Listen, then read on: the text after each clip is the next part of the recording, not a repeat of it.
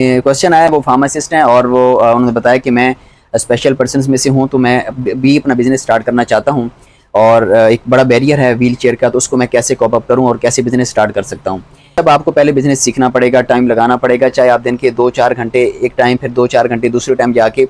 आपको दिन के 5 से 6 घंटे कम से कम लगाने पड़ेंगे 1 साल एक फार्मेसी पे। उसके बाद आप अपना बिज़नेस रन करें, उसकी तरफ आएँ, ज़रूर आएँ।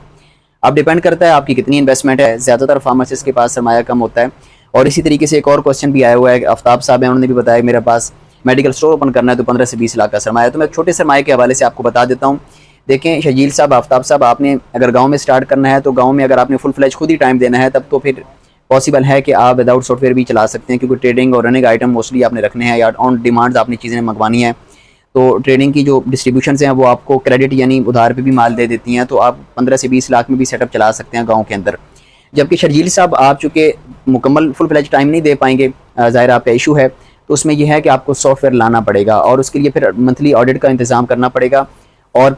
डिमांड और परचेज़ डेली जो आपने करवानी है उसके लिए बाकायदा सिस्टम बनाना पड़ेगा,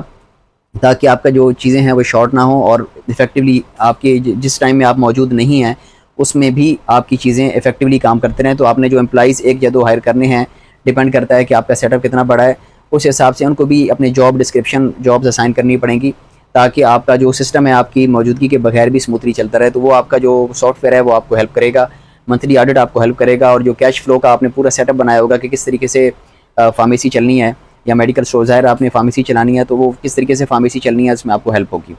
बाकी अगर साथ में फैमिली का कोई मेंबर आपको बीच में हेल्प करता है, कैश काउंटर आगे संभालता है, तो ये आपके लिए एक बोनस होगा, प्लस पॉइंट होगा। लेकिन उसके बगैर आपने चलना है तो पहले आप 1 साल कारोबार सीखें, टाइम लगाएं फार्मेसी पे और उसके बाद अपना काम स्टार्ट करें। और आफ्ताब साहब, शरील साहब, आप दोनों को मशवरा ये है, और तमाम उन लोगों को जो नया बिज़नेस स्टार्ट करने जा रहे हैं, हमेशा इनिशियल परचेज़ ध्यान से करें।